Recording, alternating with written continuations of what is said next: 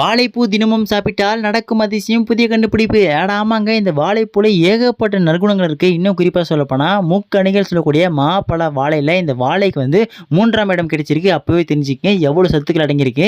இதோடு மட்டும் இல்லாமல் இந்த வாழையோட சிறப்பம்சம் என்னன்னு பார்த்தீங்கன்னா, வாழைப்பழம், வாழை மரம், வாழைத்தண்டு, வாழை இலை சொல்லிட்டு அனைத்து பொருட்களும் வந்து பார்த்தீங்கன்னா மருத்துவ குணங்கள் நிறைஞ்சிருக்குன்னு சொல்லலாம். இதில் இந்த வாழைப்பூவில் என்னென்ன சத்துக்கள் அடங்கியிருந்தா பார்க்க போகிறோம்.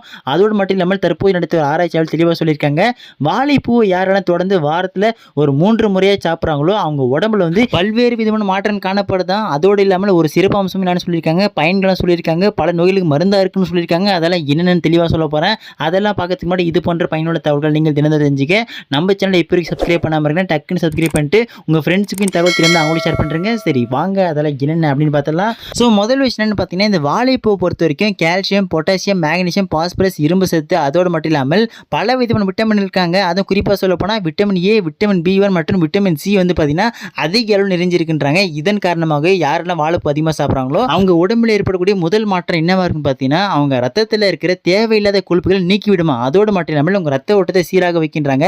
இதன் காரணமாக உங்களுக்கு இதயம் தொடர்பான எந்த ஒரு பிரச்சனையும் வராதாங்க. நெஞ்சு வலி, மாரடைப்பு போன்ற பிரச்சனைகள் இருந்து காப்பாற்றப்படுவீர்கள் என்றாங்க. அதுக்கப்புறம் முக்கியமான விஷயம், பெண்கள் மாதவிடாய் சீராக வருவதற்கும், வெள்ளை படிதல் போன்ற பிரச்சனைகள் இருப்பதற்கும், வயிற்றுவலி பிரச்சனை இருந்தாலும் பார்த்தீங்கன்னா அது எல்லாத்துக்கும் சிறந்த மருந்தாக இந்த வாழைப்பூ விளங்குதுன்றாங்க. அதோடு மட்டும் இல்லாமல் ஆண்களுக்கு ஒரு சிறந்த மருந்தாக விளங்குதான் இந்த வாழைப்பூ.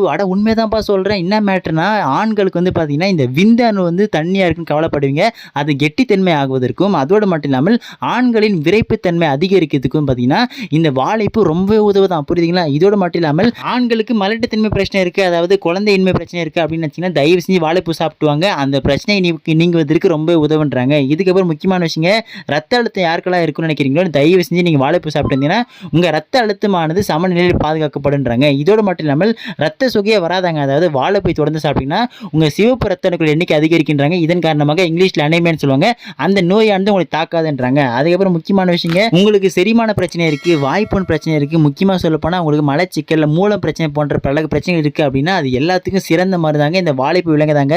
இதோடு மட்டும் இல்லாமல் பெண்களுக்கு ஏற்படக்கூடிய அந்த கர்ப்பப்பை கோளாறுகள் வந்து பார்த்தீங்கன்னா சரி செய்வதற்கு இந்த வாழைப்பூ விளங்குதுன்றாங்க. ஸோ இவ்வளோ சத்துக்கள் அடங்கியிருக்காங்க. இன்னொரு மெயின் மேட்டருங்க, ரத்தத்தில் கலந்துள்ள அதிக சர்க்கரை அளவை வந்து கரைக்கிறதுக்கு இந்த வாழைப்பூ ரொம்ப உதவுதுன்றாங்க. அதாவது சுகர் பேஷண்ட் தினமும் நீங்கள் வாழைப்பூ சாப்பிட்டீங்கன்னா உங்கள் ரத்தத்தில் உள்ள சர்க்கரை வந்து குறைக்கிறதுக்கு ரொம்ப உதவுதாங்க. இதோடு மட்டும் இல்லாமல் யாராவது உள்மூலம் மற்றும் வெளிமூல பிரச்சனைகளுக்கு கவலைப்பட்டு வரீங்க அப்படின்னா தயவு செஞ்சு வாழைப்பூ சாப்பிட்டுவாங்க.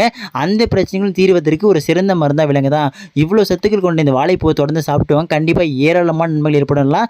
இது போன்ற பல தகவல் தினந்தோறும் கொடுத்துட்டே இருக்கேன். அதெல்லாம் நீங்கள் தவறாமல் தெரிஞ்சுக்கணுச்சுன்னா இப்போ வரைக்கும் நம்ம சேனல் சப்ஸ்கிரைப் பண்ணாமல் மறக்காமல் சப்ஸ்கிரைப் பண்ணிட்டு இந்த தகவல்கள் உங்கள் ஃப்ரெண்ட்ஸ் யாருக்கும் சேர்ந்து அவங்களும் ஷேர் பண்ணுறேங்க. அடுத்த வீடியோவில் தொடர்ந்து பார்க்கலாங்க. தவற விடாதீர்கள்.